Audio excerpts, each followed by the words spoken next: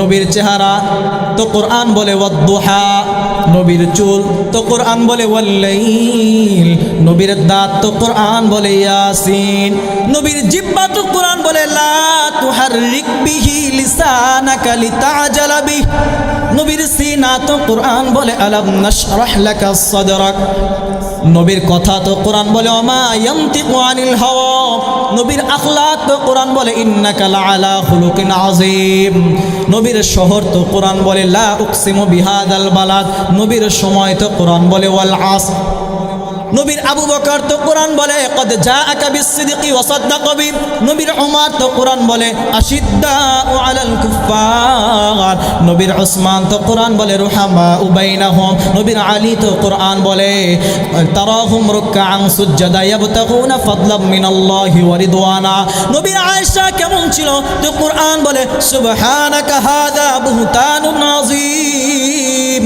নবীর সাহাবীরা কেমন ছিল তো কোরআন বলে রাদিয়াল্লাহু আনহুম ওয়া রাদু আন, নবীর সব সাহাবীদের উপরে আল্লাহ রাজি, নবীর সব সাহাবীরা আল্লাহর উপরে রাজি। কোরআনকে প্রশ্ন করলাম নবীর বন্ধু বান্ধব কেমন ছিল তো কোরআন বলে উলাইকা হুমুস সাদিকুন উলাইকা হুমুল মুফলিহুন উলাইকা হুমুল ফাইজুন। ওরে মাসবাড়ির মুসলমান, যে কোরআন এত দামি কিতাব, যে কোরআন এত সুন্দরভাবে জবাব দেয়, আল্লাহ তাআলা সবগুলো জবাব একত্রিত করে কোরআনের ভিতরে দিয়ে দিয়েছেন। মানব জাতির সব সমস্যার সমাধান দিলেন এই কোরআনে, সকল সমস্যার সমাধানকারী একটা গাইড বুক বানিয়ে দিয়া আল্লাহ তাআলা প্রমাণ করতে চায় পৃথিবীর মানুষরে আমি আল্লাহর পরে যেমন কোনো আল্লাহ নাই, আমার রাসূলের পরে যেমন আর কোনো নবী নাই, তেমনি এই কোরআনের চাইতে দামি কোনো কিতাব দুনিয়ায় নাই। কথা কোন ঠিক কিনা? এই কালামে জিন্দা কুরআনে হাকিম হিকমতে উলায়া জালাস্ত কদিম জামিউল ইলম ফিল কুরআনে হাকিম তাকাসারাত আনহু আফহামুর রিজালিন। জোরে কোন আল্লাহু আকবার। সমাধান চাও যদি জীবনে মরণে, ফিরে যাও খুঁজে নাও চোখ রাখো কোরআনে। সমাধান চাও যদি জীবনে মরণে, ফিরে যাও খুঁজে নাও চোখ রাখো কোরআনে। তবেই পাবে সুখ শান্তির ঠিকানা, তবেই পাবে সুখ শান্তির ঠিকানা, যদি মেনে নাও তুমি মনে প্রাণে।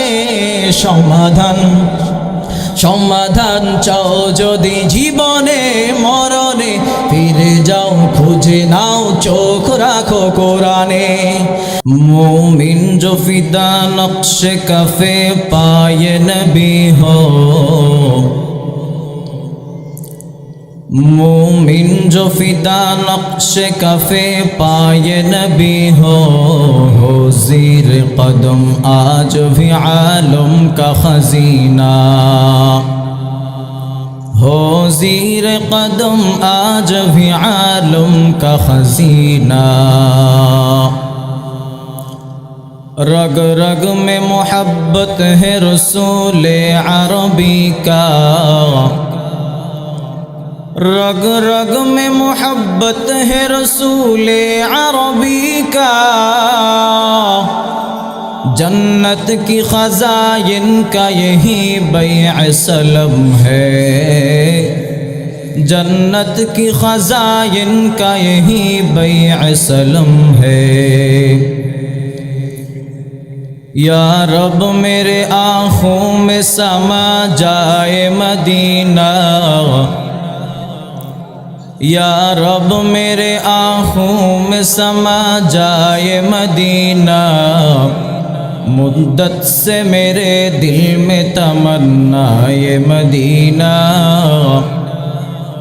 मुद्दत से मेरे दिल में तमन्ना ये मदीना। সকলে মুহাব্বতে জবান খুলে আমার সাথে পড়েন লা ইলাহা ইল্লাল্লাহ লা ইলাহা, আরেকটু জোরে আওয়াজ দিয়ে পড়েন লা ইলাহা লা ইলাহা ইল্লাল্লাহ লা ইলাহা। যে জবান দিয়ে জিকির করতেছেন এই জবান দান করেছেন কে? আরো জোরে আওয়াজ দিয়ে বলেন, কে দান করেছেন? যেই মুখ দিয়ে আল্লাহ নাম উচ্চারণ করলেন এই মুখে কথা বলার শক্তি দিয়েছেন কে? তো আল্লাহর দেয়া জবান দিয়ে, আল্লাহর দেয়া শক্তি দিয়ে আল্লাহর নাম নিতে কোনো সমস্যা আছে? জবান খুলে আমার সাথে পড়েন, লা ইলাহা লা ইলাহা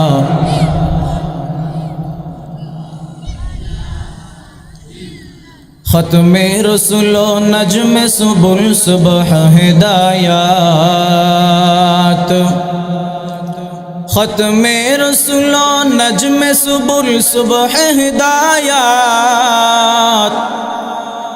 হক্কা কে নজিরি তুল হক বশিরি, হক্কা কে নজিরি তুল হক বশিরি,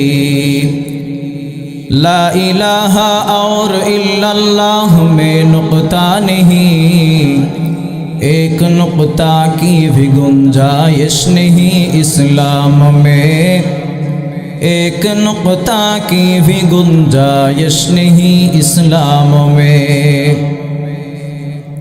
मोहतरम हाजिरिन, অল্প সময় দু চারটি কথা আপনাদের সামনে মুজাকারা করব। আজকের এই মাহফিলটা যেহেতু তাফসিরুল কোরআন মাহফিল, এজন্য আমার পরে অনেক বিজ্ঞ ওলামায়ে কেরামগণ আছেন, তাদের মুখে আপনারা ভালো ভালো বয়ান শুনবেন। আমি আমার নাপাক জবানে অল্প কিছু সময় আল্লাহ রাব্বুল আলামিনের এই কোরআন নিয়ে কিছু আলোচনা করতে চাই। ওমা তৌফিক ইল্লা বিল্লাহ। আজকের মাহফিলের নাম দিয়েছে তাফসিরুল কোরআন মাহফিল। কি কোরআন মাহফিল? তাফসিরের সম্পর্ক হলো কোরআনের সাথে। কিসের সাথে ভাই? কোরআন আপনার আমার নবীর যতগুলি মুআজিজা ছিল, এই মুআজিজাগুলোর ভিতরে একটি মুআজিজা হলো কোরআন। মুআজিজা বলা হয় সাধারণ মানুষ যেই কাজ করতে অপারগ, সাধারণ মানুষ যেই কাজটা করতে পারে না, আল্লাহ রাব্বুল আলামিন যদি কোনো নবী রাসূলের মাধ্যমে এমন কোনো কাজ করায় তো ওই কাজটাকে বলা হয় মুআজিজা। যেমন পৃথিবীর সকল মানুষ মিলে আকাশের চাঁদকে দুই ভাগ করতে সক্ষম না অক্ষম? কথা বলেন, অক্ষম। পৃথিবীর সকল মানুষ যদি একত্র হয়ে যায় তারপরেও আকাশের চাঁদকে দুই ভাগ করতে পারবে? আল্লাহ রাব্বুল আলামিন আপনার আমার নবীর আঙুলের ইশারায় চাঁদকে দুই ভাগ করে দেখিয়েছেন। তো এই চাঁদের দ্বিখণ্ড হওয়া এটা আপনার আমার নবীর মুআজিজা। পৃথিবীর সকল মানুষ মিলে সমুদ্রের মাঝখানে একটি রাস্তা বের করতে পারবে না, অপারগ। আল্লাহ রাব্বুল আলামিন পয়গম্বর মূসা আলাইহিস সালামের মাধ্যমে সমুদ্রের মাঝখানে একটি রাস্তা বের করে দেখিয়েছেন। এটা হলো পয়গম্বর মূসার মুআজিজা। তো যেই কাজ মানুষ করতে পারে না, যদি কোনো নবী রাসূল পারে, এটাকে বলা হয় ওই নবীর মুআজিজা। ভালো করে খেয়াল করেন, আগের জামানার নবীরা দুনিয়া থেকে বিদায় নিয়ে চলে গেছে, তো মুআজিজাও শেষ। পয়গম্বর আদম আলাইহিস সালাম চলে গেছে, তো তার মুআজিজাও শেষ। পয়গম্বর মূসা চলে গেছে, তো তার মুআজিজাও শেষ। পয়গম্বর ইব্রাহিম চলে গেছে, তো তার মুআজিজাও শেষ। কিন্তু আপনার আমার নবীকে আল্লাহ তাআলা এমন একটা মুআজিজা দান করেছেন, কোরআন। আপনার আমার নবী দুনিয়াতে নাই, কিন্তু এই কোরআন কিয়ামত পর্যন্ত দায়েম এবং কায়েম রাখবে। চিৎকার মেরে বলেন সুবহানাল্লাহ। এই কালামে জিন্দা কুরআনে হাকিম, হিকমতে উলা ইয়াজালাস্তু কদিম। এই কোরআন কার কিতাব? জোরে কোন। মুমিন মুসলমান ভাইরা আমার, আগের জামানার পয়গম্বরগুলো দুনিয়া থেকে বিদায় নিয়ে চলে গেল, তাদের মুআজিজাগুলো বন্ধ হয়ে গেল। কিন্তু আপনার আমার পয়গম্বরকে আল্লাহ এমন একটা পাওয়ারফুল জিন্দা মুআজিজা দান করেছেন, আপনার আমার নবী দুনিয়ায় নাই, কিন্তু কিয়ামত পর্যন্ত মুআজিজা বাকি থাকবে। এই কোরআন কেমন দামি মুআজিজা, কেমন পাওয়ারফুল কিতাব। এই কিতাব যখন দুনিয়ার ভিতরে এসেছে, পৃথিবীর ভিতরে অসাধারণ একটা বিপ্লব ঘটিয়েছে। সুবহানাল্লাহ, জোরে কোন। কোরআন যখন দুনিয়ার ভিতরে এসেছে, কোরআন এসেছে তো জাহিলি যুগে, অন্ধকার যুগকে আলোকিত যুগে পরিণত করেছে। আল্লাহু আকবার বলেন। কোরআন দুনিয়াতে এসেছে তো মূর্খতাকে দূর করে মানুষদের ভিতরে শিক্ষা এবং দীক্ষার এরকমভাবে আবির্ভাব ঘটিয়েছে। কোরআন এসেছে তো মানুষকে বাইতুল্লাহর ভিতর থেকে ৩৬০টি মূর্তিকে নিক্ষেপ করতে বাধ্য করেছে। কোরআন এসেছে তো মানুষকে মূর্তির সামনে সাজদা করা থেকে বিরত রেখে আল্লাহ তাআলাকে সিজদা করা শিখিয়েছে। সুবহানাল্লাহ বলেন। কোরআন এসেছে তো পৃথিবীতে অসাধারণ বিপ্লব হয়েছে, মানুষের চারিত্রিক সংশোধন করেছে কোরআন। এই কোরআনের বরকতে হযরতে আবু বকর সিদ্দিক হয়েছেন, এই কোরআনের বরকতে হযরতে উমর ফারুক হয়েছেন, এই কোরআনের বরকতে হযরতে উসমান জিন্নুরাইন হয়েছেন, এই কোরআনের বরকতে হযরতে আলী আসাদুল্লাহিল গালিব হয়েছেন, এই কোরআনের বরকতে হযরতে রাইসুল মুফাসসিরিন আব্দুল্লাহ ইবনে আব্বাস রাইসুল মুফাসসিরিন হয়েছেন, এই কোরআনের বরকতে হযরত ইবনে আব্বাস ফকিহুল উম্মাহ হয়েছেন, এই কোরআনের বরকতে হযরতে সালমান ফারসি তারিকুদ দুনিয়া হয়েছেন, এই কোরআনের বরকতে হযরতে আবু যর গিফারি জাহিদুদ দুনিয়া হয়েছেন, এই কোরআনের বরকতে হযরতে হানজালা রাদিয়াল্লাহু আনহু গাসিল মালায়েকা হয়েছেন, এই কোরআনের বরকতে মাদ্রাসা হয়েছে, এই কোরআনের বরকতে মসজিদ হয়েছে, এই কোরআনের বরকতে উলামা এসেছে, এই কোরআনের বরকতে হাদিস এসেছে, এই কোরআনের বরকতে হযরত ইমামে আযম আবু হানিফা ফকিহ হয়েছেন, কোরআনের বরকতে হযরত ইমাম শাফিঈ মুজতাহিদ হয়েছেন, কোরআনের বরকতে হযরত ইমাম আহমদ ইবনে হাম্বল জাতির রাহবার হয়েছেন, এই কোরআনের বরকতে হযরত ইমাম মালিক রাহমাতুল্লাহি আলাইহি জাতির ইমাম হয়েছেন। এমনকি শুধু তাই নয় রে মুমিন, এই কোরআনের বরকতে আজকে মাঝবাড়ি পূর্বপাড়ায় এত বড় একটা সুন্দর মাহফিল হয়েছে। কথা বলেন ঠিক কিনা? সব কিছু কার বরকতে? কোরআনের বরকতে। কিসের বরকতে? জোরে বলেন। কোরআনের। তো বলেছিলাম কোরআন যখন দুনিয়াতে এসেছে তো মানুষের চারিত্রিক সংশোধন এনেছে। মানুষগুলো মূর্খতার যুগে মূর্খতার সাগরে হাবুডুবু খাচ্ছিল। মানুষরা কি পরিমাণে মূর্খতার ভিতরে লিপ্ত ছিল এগুলো অনেক লম্বা, বলার সময় নেই। আপনারা জানেন মানুষেরা নিজের কন্যাকে জীবিত হত্যা করে মাটিতে পুঁতে ফেলত। তে কোরআন এসে মানুষের চারিত্রিক সংশোধন করে দিয়েছে। এই কোরআন যখন দুনিয়াতে এসেছে আপনার আমার পয়গম্বর মুহাম্মদুর রাসূলুল্লাহ সাল্লাল্লাহু আলাইহি ওয়াসাল্লাম মানুষদের মাঝে কোরআনের বাণীগুলো আস্তে আস্তে আস্তে আস্তে করে পৌঁছে দেয়। মানুষগুলো কোরআনের তিলাওয়াত শুনে আর ধীরে ধীরে ধীরে ধীরে মুসলমান হয়ে যায়। মক্কার কাফের বেঈমানগুলো লক্ষ্য করলো, কিরে মুহাম্মদ কেমন একটা কিতাব নিয়ে আসলো, কি এমন কিতাব,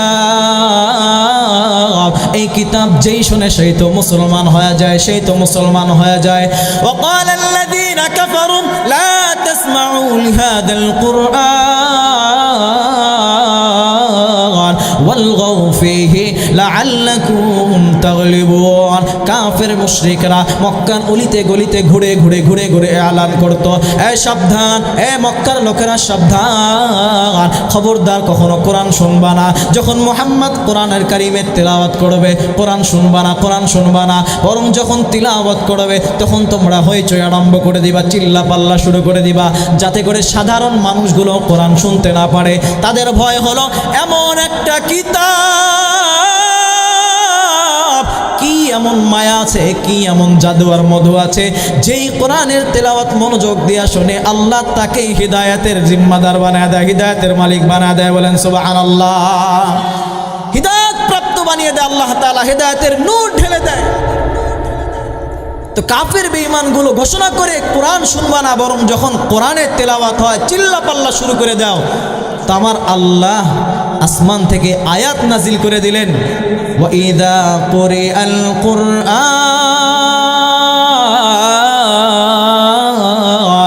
ফাসতামিউ লাহু ওয়ানসিতু লাআল্লাকুম তুরহামুন। জোরে বলেন আল্লাহু আকবার। আল্লাহ তাআলা বলে ওরা চিল্লা পাল্লা করতে বলে, আমি আল্লাহ আদেশ দিচ্ছি যখন কোরআনের তেলাওয়াত হয় তোমরা মনোযোগ দিয়ে কোরআনের তেলাওয়াতকে শ্রবণ করো এবং চুপ থাকো, রহমত নাজিল করবেন কে? এই কোরআনের আয়াতের তিলাওয়াত কাফির বেঈমানদের সহ্য হয় না। তারা মক্কার ভিতরে ঘোষণা করে দিল, যে কোনোভাবে মুহাম্মাদের তিলাওয়াতের আওয়াজকে বন্ধ করতে হবে। মক্কার অলিতে গলিতে আবার ঘোষণা করে দিল, তোমাদের ভিতরে কেউ যদি এমন থাকো মুহাম্মাদুর রাসূলুল্লাহ সাল্লাল্লাহু আলাইহি ওয়াসাল্লামের মাথাটাকে কেটে আনতে পারবা, তার মানে নবী মুহাম্মদকে দুনিয়া থেকে বিদায় করে দিতে পারবা। মক্কার কাফের মুশরিকদের সরদারদের পক্ষ থেকে তাকে একটা দুইটা নয় 100 উট পুরস্কার দেওয়া হবে। কে আছো দাঁড়িয়ে যাও। কিন্তু কেউ দাঁড়ায় না, সবার অন্তরের ভিতরে ভয়, কেমনে মুহাম্মাদের কল্লায় তলোয়ার ঠেকাবে। কেউ দাঁড়ায় না, কেন কোনো সাহস হয় না। হঠাৎ করে একটা যুবক, কোয়ালিটির একটা যুবক দাঁড়ায় গেল, ডাক দেওয়া বলে, আমি যাব মুহাম্মাদুর রাসূলুল্লাহর মাথা থেকে কল্লাটা আলাদা করে দেব, শরীর থেকে কল্লাটা আমি আলাদা করে ফেলব।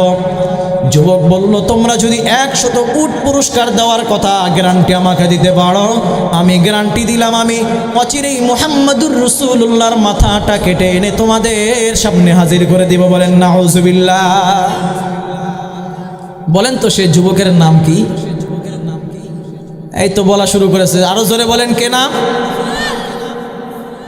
হযরতে ওমর। হযরতে ওমর তখনও মুসলমান হন নাই, তিনি তখনও মুশরিক কাফের, কিন্তু তার সাহস এবং তার মেজাজ এত গরম, তিনি হঠাৎ করে দাঁড়িয়ে বলতেছে, আমি যাব মুহাম্মাদের মাথায়।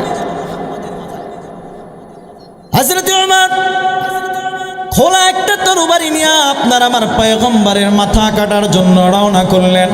মেজাজটা বড় গরম। এই মুহাম্মদ আমাদের বাপ দাদার ধর্মের বিরুদ্ধে কথা বলে, আমাদের লাতুজ্জামানাতের বিরুদ্ধে কথা বলে, আমাদের মূর্তির বিরুদ্ধে কথা কয়।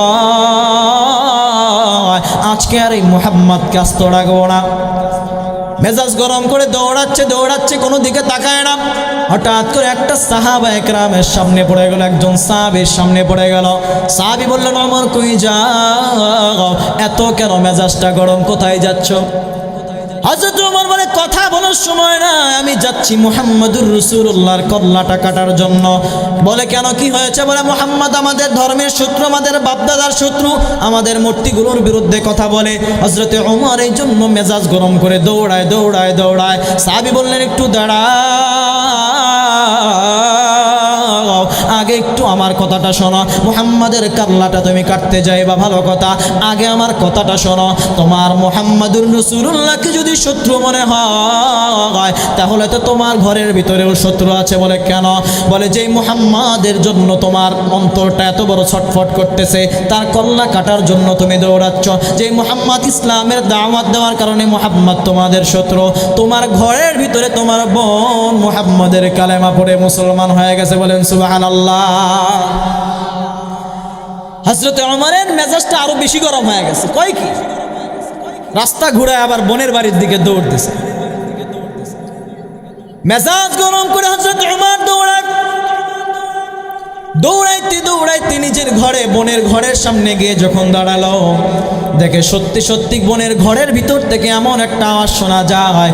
হযরত ওমর শুনে মনে মনে চিন্তা করতেছে, এটা আবার কিসের আওয়াজ? জিন্দেগিতে তো এমন সুন্দর কোনো আওয়াজ আমি শুনি না। ঘরের ভিতরে টোকা দিলেন দরজায়, দরজাটা খোলো, আমি ওমর। তো হযরত ওমরের বোন এবং ভগ্নিপতি ভয় পেয়ে গিয়েছে। কোরআনের যে টুকরা ছিল সেটাকে লুকিয়ে রেখে তারা ঘরের দরজা খুলে দিয়েছে। হযরত ওমর দরজা খোলার সঙ্গে সঙ্গে চিৎকার করে বলে, তুমি নাকি মুসলমান হয়েছ?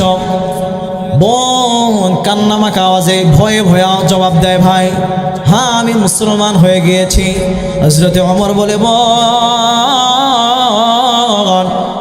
মুসলমান হয়েছ তাতে আমার কোনো সমস্যা নাই, কিন্তু আমি তোমার ভাই এখন তোমাকে আদেশ করতেছি, এই মুহূর্তে তুমি তোমার মুহাম্মাদের কালেমাটা ফেরত দিয়ে দাও, তুমি ইসলাম ধর্মটাকে ফেলে দাও, ত্যাগ করে দাও।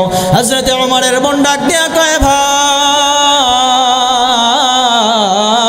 ভাই আমি তো অসুস্থ, আমি তো রোগী, সুস্থ হওয়ার জন্য ট্যাবলেট খেয়েছি, পেটের ভিতরে চলে গিয়েছে, এখন তো আর বের করার কোনো সুযোগ নাই। তেমনইভাবে আমি তো একটা রোগী, আমার শরীরের ভিতরে কুফরির অন্ধকার, কুফরির অসুস্থতা আমার অন্তরের ভিতরে শিরিকের কালো অন্ধকার, আমি তাওহীদের রিসালাতে আমি ট্যাবলেটটা আমি গ্রহণ করেছি, আমি কোরআন নামক ট্যাবলেটটা গিলে ফেলেছি, এখন আর ফেরত দেওয়ার কোনো সুযোগ নেই। হযরত ওমরের মেজাজটা গরম হয়ে গেল, তরবারির উল্টা পিঠ দিয়ে বোন এবং ভগ্নিপতির উপরে মারধর করা শুরু করলো, একের পর এক আঘাত। হযরত ওমর মারতে আছে। যখন বোনটা ডাক দিয়ে কয়ে, ভাই এইভাবে যদি মারতেই থাকো আমার প্রাণটা চলে যাবে, কিন্তু শুনে না, আজকে যদি আমার দেহ থেকে প্রাণ পাখিটাও বের হয়ে যায়, আমি প্রাণ দিতে রাজি, কিন্তু মুহাম্মাদের কাছে যে কালেমা পড়েছে সেই কালেমা ছাড়তে রাজি নাই। বলেন সুবহানাল্লাহ। হযরত ওমর বলে, বোন ঠিক আছে, তোমরা এতক্ষণ পর্যন্ত যে গুনগুন আওয়াজ করে কি যেন একটা পড়তেছিল, আমাকে একটু দেখাও। বোন ডাক দেয়া কয়, ভাই রে তুমি তো নাপাক, আগে গোসল করে নাও। হযরত ওমর বোনের কথা অনুযায়ী সর্বপ্রথম একটা সুন্দর করে গোসল করে পাক পবিত্র কাপড় পরিধান করে যখন বসলেন, বোন হযরত ওমরের সামনে কোরআনের একটা খণ্ড উঠায় দিলেন, একটা টুকরা উঠায় দিলেন। হযরত ওমর হাতের ভিতরে টুকরাটা নিয়ে পড়তে শুরু করেছে, তাহা মা আনজালনা আলাইকাল কুরআনা লিতাশকা। আল্লাহু আকবার, জোরে গান। হযরত ওমর আরবের মানুষ, আরবি ভাষা বোঝে, অর্থ জানে।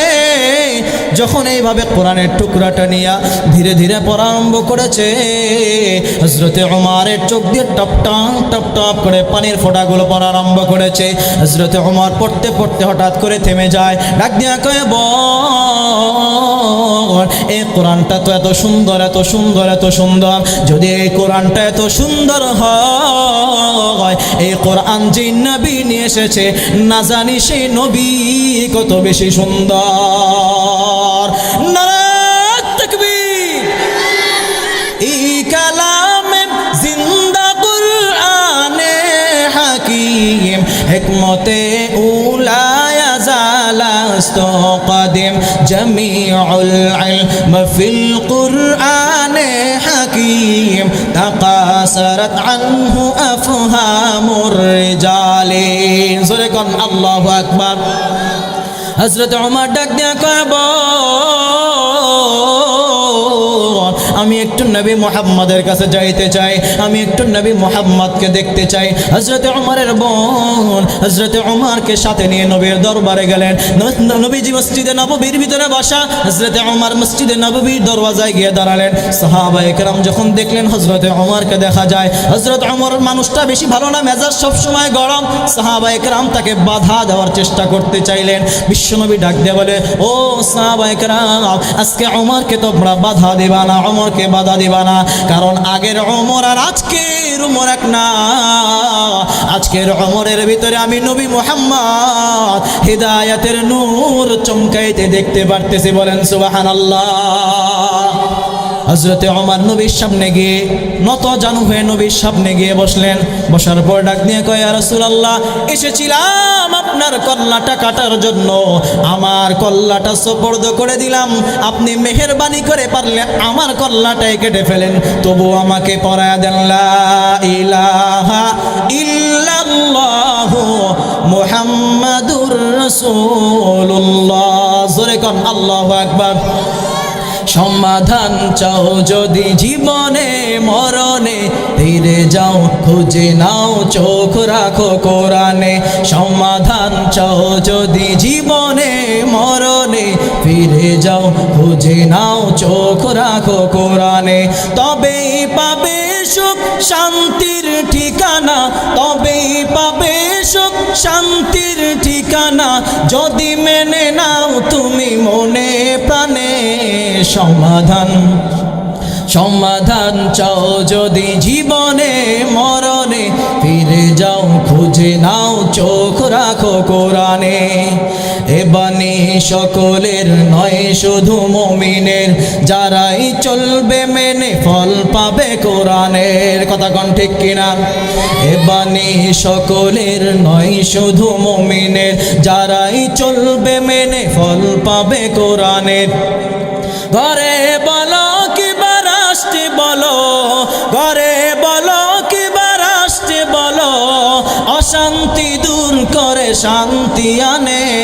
সমাধান সমাধান চাও যদি জীবনে মরণে, ফিরে যাও খুঁজে নাও চোখ রাখো কোরআনে। ফিরে যাও খুঁজে নাও চোখ রাখো কোরআনে। এ তো চির অম্লান, এ যে মুক্তির ডাক, এ যে মহাবাণী খোদারি কালামে পাক। আল্লাহু আকবার বলেন। এ তো চির অম্লান চির মুক্তির ডাক, এ যে মহাবাণী খোদারি কালামে পাক। এই দুনিয়ায় আর সেই দুনিয়া, এই দুনিয়ায় আর সেই দুনিয়া, মুক্তি পাবে তুমি দো জাহানে। সমাধান সমাধান চাও যদি জীবনে মরণে, ফিরে যাও খুঁজে নাও চোখ রাখো কোরআনে। সমাধান চাও যদি জীবনে মরণে, ফিরে যাও খুঁজে নাও চোখ রাখো কোরআনে। জোরে কোন আল্লাহু আকবার। কোরআনের দাম আছে না নাই? কোরআন মজা লাগে না খারাপ লাগে?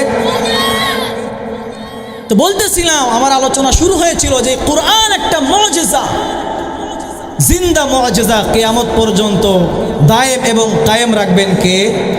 আর একটু আওয়াজ দেয়া বলুন, কে রাখবেন? আল্লাহ। পৃথিবীর অন্যান্য কিতাব বই,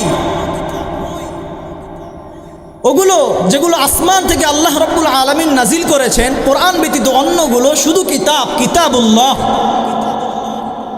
কিন্তু কোরআন এটা শুধু কিতাবুল্লাহ না, বরং কিতাবুল্লাহর সাথে সাথে কালামুল্লাহ। সুবহানাল্লাহ। একটু খেয়াল করেন তো, কালামুন নাস মানে মানুষের কথা, কালামুল জিন্নাত মানে জিনদের কথা, কালামুল মালাইকা মানে ফেরেশতাদের কথা। তো কালামুল্লাহ মানে কার কথা? আরো জোরে আওয়াজ করে বলেন, কার কথা? আল্লাহর। এই কোরআন কথা বলে, মানুষের সাথে কথা বলে। আয় রে মুসলমান, আপনার ঘরেও তো একটা কোরআন আছে, শোকেজের উপরে আপনি রেখে দিয়েছেন, ময়লা দিয়ে ছেয়ে গিয়েছে, আপনি কখনো খবর নেন। আপনার ঘরেও একটা কোরআন আছে, আপনার সাথে সম্পর্ক নেই। অথচ এই কোরআন কি খুলে বসেন, দেখেন কোরআন আপনার সাথে কথা বলতে থাকে। আপনার প্রত্যেকটা প্রশ্নের 100% জবাব দেওয়ার জন্য এই কোরআন প্রস্তুত। সুবহানাল্লাহ বলবেন না? তো এই কোরআনের কাছে আমরা প্রশ্ন করি, কোরআন তুমি তো শুধু কিতাব না, কালাম, কথা বলতে পারো, তো তুমি তোমার সম্পর্কে একটু ধারণা দাও। তো কোরআন আপনার আমার সাথে অনর্গল কথা বলতেই থাকে। কোরআনকে যদি প্রশ্ন করি, ও কোরআন বলো তোমার নাম কি? তো কোরআন জবাব দেয়, ওয়াল কুরআনুল আযীম। আল্লাহু আকবার বলেন। দেখেন কোরআন কিভাবে মানুষের সাথে কথা বলে। কোরআনকে যদি প্রশ্ন করি, ও কোরআন বলো দুনিয়াতে আসার আগে তুমি কোথায় ছিলে? তো কোরআন বলে, ফি লাউহিম মাহফুজ। কোরআনকে যদি প্রশ্ন করি, ও কোরআন কে তোমাকে দুনিয়ায় পাঠিয়েছে বলো? তো কোরআন জবাব দেয়, তানজিলুম মির রাব্বিল আলামিন। কোরআনকে যদি প্রশ্ন করি, ও কোরআন বলো কে তোমাকে দুনিয়ায় নিয়ে আসছে? তো কোরআন জবাব দেয়, নাযালা বিহির রূহুল আমিন। আমাকে তো রূহুল আমিন জিবরিল ফেরেশতা দুনিয়াতে নিয়ে আসছে। কোরআনকে প্রশ্ন করলাম, কোরআন বলো কার উপরে তোমাকে নিয়ে আসছে? তো কোরআন জবাব দেয়, নুজ্জিলা আলা মুহাম্মদ। আল্লাহু আকবার বলেন। আমাকে তো মুহাম্মাদুর রাসূলুল্লাহর উপরে নিয়ে আসছে। আবার কোরআনকে প্রশ্ন করলাম, ও কোরআন একটু বলো না তোমাকে কেন আল্লাহ দুনিয়ায় পাঠিয়েছে? তো কোরআন জবাব দেয়, হুদাল লিল মুত্তাকিন, আমাকে তো মুত্তাকিনদের হিদায়াতের জন্য পাঠিয়েছে। হুদাল লিন্নাস, সমস্ত মানুষদের হিদায়াতের জন্য পাঠিয়েছে। হুদাল লিল আলামিন, পুরা জগৎবাসীর হিদায়াতের জন্য পাঠিয়েছে। বলেন আল্লাহু আকবার। কোরআন কেমনে কথা? এবার কোরআনকে প্রশ্ন করলাম, কোরআন তোমাকে আমরা কিভাবে ধরব? তো কোরআন বলে, লা ইয়ামাসসুহু ইল্লাল মুতাহহারুন, পবিত্রতা ছাড়া আমি কোরআনকে ধরতে পারবো না। এবার কোরআনকে প্রশ্ন করলাম, কোরআন তোমাকে কিভাবে আমরা পড়ব? তো কোরআন জবাব দেয়, আমাকে পড়তে চাও, ওয়াত্তিলিল কুরআন তারতিলা, তারতিলের সাথে ধীরে স্থিরে টেনে টেনে আমি কোরআনকে পড়ো। কোরআনকে আবার প্রশ্ন করলাম, ও কোরআন তোমাকে যখন তিলাওয়াত করা হয় আমরা কিভাবে শুনবো? তো কোরআন বলে, ওয়াইদা কুরিআল কুরআন ফাসতামিউ লাহু ওয়া আনসিতু লাআল্লাকুম তুরহামুন, যখন আমার তিলাওয়াত করা হয় চুপ করে শোনো এবং তোমরা শুনতে থাকো এবং চুপ থাকো, আল্লাহ তাআলা তোমাদের উপরে রহমত নাজিল করবে। সুবহানাল্লাহ বলেন। তো এবার কোরআনকে যদি প্রশ্ন করি, কোরআন তোমার ভিতরে কি কোনো সন্দেহ আছে? তো কোরআন বলে, না, যালিকাল কিতাব লা রাইবা ফি। আল্লাহু আকবার বলে। তো এবার কোরআনকে প্রশ্ন করি, কোরআন কোনো কাফের, কোনো বেঈমান, কোনো কুলাঙ্গার যদি তোমার ব্যাপারে সন্দেহ করে তা আমরা কি জবাব দেব? তো কোরআন বলে, ওয়া ইন কুনতুম ফি রাইবিম মিম্মা নাযালনা আলা আবদিনা ফাতু বিসূরাতিম মিন মিসলি, তাদেরকে বলবা যদি তোমরা কোরআনের ব্যাপারে সন্দেহের ভিতরে থাকো তাহলে পারলে কোরআনের সূরার মতো একটা সূরা বানায়া দেখাও। কথা কোন ঠিক কিনা? পারবে? মুহতারাম হাজিরিন, কোরআনে কোনো সন্দেহ আছে? আর একটু জোরে বলেন। কিন্তু কোরআনের ব্যাপারে সন্দেহকারী আছে না নাই? বুঝেন, কোরআনে কোনো সন্দেহ নাই, কিন্তু কোরআনের ব্যাপারে সন্দেহ করে এমন মানুষ আছে না নাই? আকাশে পূর্ণিমার চাঁদ উঠেছে, পূর্ণিমার চাঁদ দেখতে সুন্দর না অসুন্দর? আপনাদের কাছে মনে হয় সুন্দর লাগে না? পূর্ণিমার চাঁদ উঠতেছে, সুন্দর চাঁদ। তো এক লোক ছাদে গিয়ে দেখতেছে আকাশে সুন্দর চাঁদ দেখা যায়। তো স্ত্রীকে ডাক দিছে, বউ ছাদে আসো, একটা রোমান্টিক রোমান্টিক ভাব। তো ঘরের ভিতরে নিচে স্ত্রী শুয়েছিল ছোট বাচ্চাকে কোলে নিয়ে, 1-1.5 বছরের বাচ্চা বুকে নিয়ে শুয়ে আছে, ঘুমিয়ে আছে। তো ছোট বাচ্চারা রাত্রেবেলা ঘুমের ঘরে না বুঝে বিছানার ভিতরে কিছু একটা করে না? তো যা করার ছোট বাচ্চা ওইটা করে দিছে। তো স্ত্রীকে যখন লোকটা ডেকে নিয়েছে ছাদে, তখন ওই লোকটা ওই অবস্থায় উঠে আসছে। তো হাতের ভিতরে একটু ওই ছোট বাচ্চার ওই জিনিসটা লেগে গেছে। তো যখন ছাদে আসছে, স্বামী বলতেছে, দেখো আকাশের চাঁদ কত সুন্দর। তো স্ত্রীও বলে, হ্যাঁ আকাশের চাঁদ কত সুন্দর, কিন্তু আজকের চাঁদ থেকে কেমন যেন একটা গন্ধ আসে। আচ্ছা বলেন তো, বুঝে থাকলে বলেন, গন্ধ কি চাঁদে না তার হাতে? আরো জোরে বলেন, গন্ধ কি চাঁদে না তার হাতে? তো কোরআনের ব্যাপারে সন্দেহকারী আছে, কোরআনে কোনো সন্দেহ? যদি কেউ কোরআনের ব্যাপারে সন্দেহ করে, কোনো কাফের, কোনো বেঈমান, কোনো কুলাঙ্গার, কোনো বদমাশ, বুঝতে হবে কোরআনের ব্যাপারে কোনো সমস্যা নাই, বরং যে সন্দেহ করবে ওই কুলাঙ্গারের ভিতরেই সমস্যা আছে। কথা কোন ঠিক কিনা?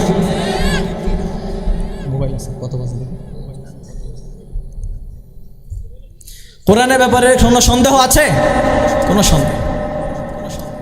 তো কোরআনকে এবার প্রশ্ন করি, কোরআন যে নবীর উপরে তোমাকে আল্লাহ নাজিল করেছে ওই নবী সম্পর্কে একটু বলো।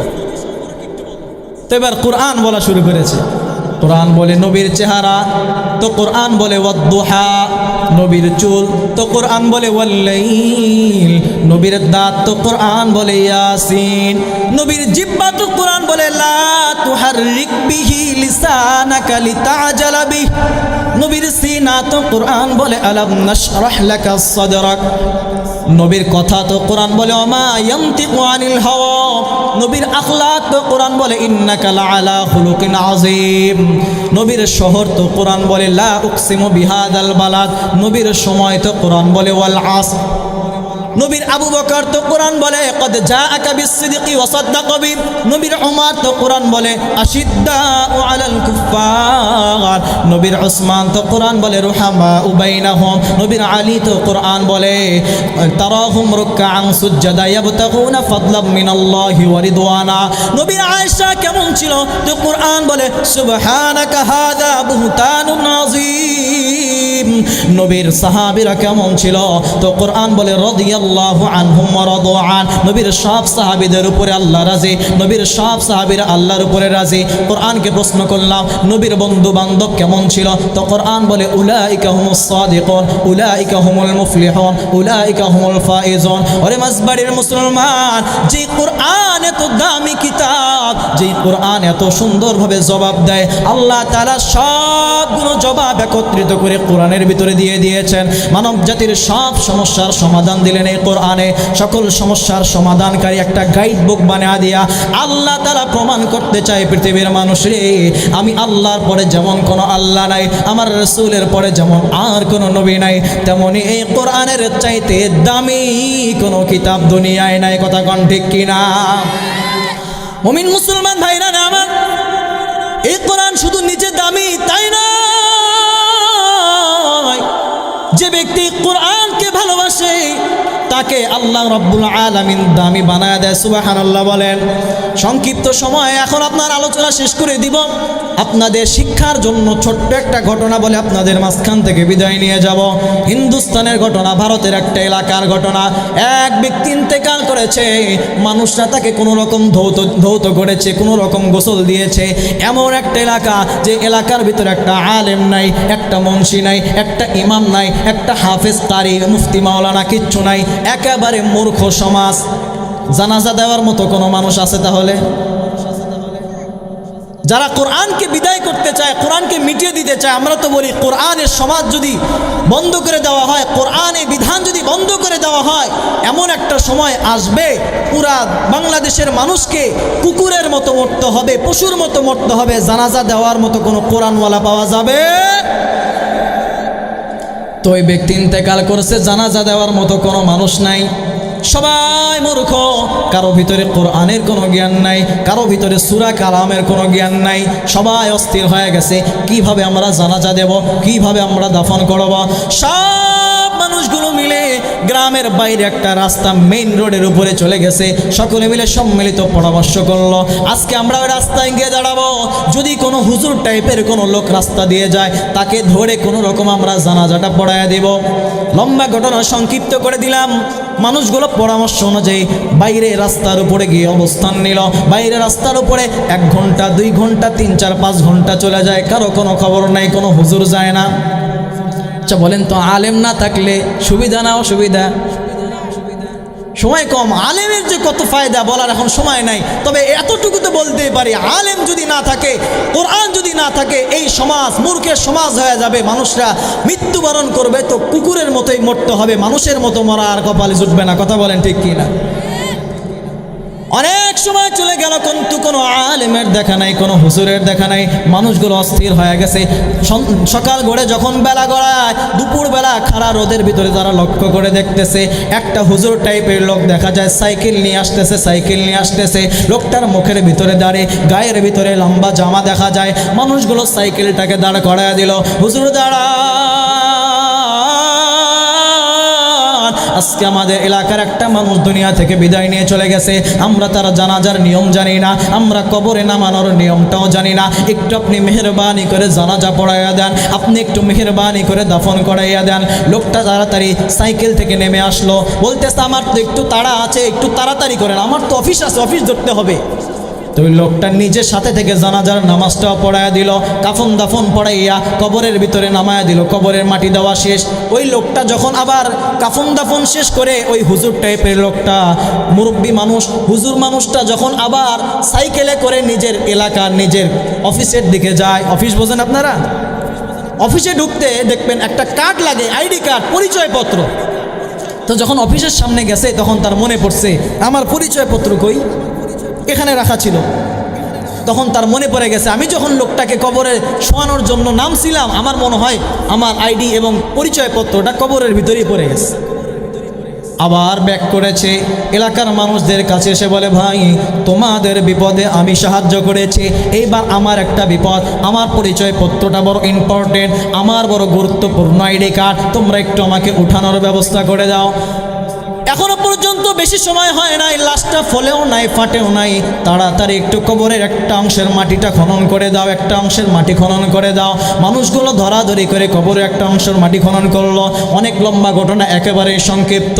মানুষগুলো যখন কবরের এক অংশের মাটি খনন করলো, মাটি খনন করার সঙ্গে সঙ্গে ওই অফিসার সহ উপস্থিত সব মানুষগুলো লক্ষ্য করে দেখতেছে মাত্র একটু আগে যেই মানুষটাকে কবরের ভিতরে নামানো হয়েছে, কবরটার সাধারণ কোনো কবর নাই, পুরা কবরটা জান্নাতের বাগান হয়ে গেছে। বলেন সুবহানাল্লাহ। কাদের কুদরতু দারি বাল কামাল আনতা রাব্বি আনতা হাসবি যুল জালাল। সব ক্ষমতার মালিক কে? ওই লোকটা আশ্চর্য হয়ে গেল। তার কবরের এক অংশে দেখা যায় তার আইডি কার্ডটাও দেখা যায়। লোকটা আইডি কার্ডটা উঠানোর পরে মানুষদেরকে জিজ্ঞাসা করলো এই লোকটা কি এমন আমল করেছে যার কারণে কবরের ভিতরে জান্নাতের বাগান হয়ে গেল। মানুষরা জবাব দিল আমরা কিচ্ছু জানি না, আমরা তো সূরা কালাম পড়তে পারি না, নামাজটাও পড়তে পারি না, নামে মাত্র মুসলমান। লোকটার একটা মেয়ে আছে, একটা কন্যা সন্তান, কিছু বললে হয়তো সেই বলতে পারবে। সব মানুষগুলো মিলে লোকটার বাড়িতে চলে গেল। মেয়েটাকে ডাক দেওয়া কয় মা গো বলো তোমার বাবা কি এমন নেক আমল করেছে, কি এমন ভালো কাজ তোমার বাবা করেছে একটু বলো না, যার কারণে তোমার বাবার ইন্তেকাল হতে দেরি হলো, কবরের ভিতরে নামাইতে দেরি হলো, কিন্তু তোমার বাবার কবরটা জান্নাতের বাগান হতে দেরি হয় নাই। মেয়েটা ডাক দিয়া বলে হুজুর আমি তো জানি আমার বাবা কোনো আমল করতে পারে না, আমার বাবা ঠিক মতো নামাজটাও পড়তে পারতো না, কিন্তু আমি দেখেছি কয়েকদিন আগে আমার বাবা কিসের জন্য একটা বই নিয়ে আসছে, আর প্রত্যেকটা দিন সন্ধ্যার পরে ওযু গোসল করে ওই বইটা নিয়ে নাড়াচাড়া করে। তো লোকজন বলল দেখি বইটা কিসের বই একটু দেখাও না। মেয়েটা এবার আলমারির তাক থেকে একটা বই বের করে দিয়েছে। লোকজন হাতে নিয়ে দেখে বইটা ভিন্ন কোনো বই না, আমার মাওলার কালাম। আল্লাহু আকবার বলে। মেয়েটা ডাক দিয়া বলে হুজুর আমি দেখতাম আমার বাবা প্রত্যেক দিন সন্ধ্যার পরে বইটা খুলতো, বইটা খোলার পরে আমার বাবা এই বই পড়তে পারতো না, শুধু বইয়ের পৃষ্ঠার উপর দিয়ে হাতের আঙ্গুল নাড়াচাড়া করতো আর বলতো এটা আমার মাওলার কালাম। আমি যদিও পড়তে পারি না কিন্তু আমার আল্লাহ যা বলেছেন সব সত্য বলেছেন। এভাবে প্রত্যেকটা দিন আঙ্গুল নাড়াচাড়া করতো। তখন হুজুর ডাক দিয়া বলে মা গো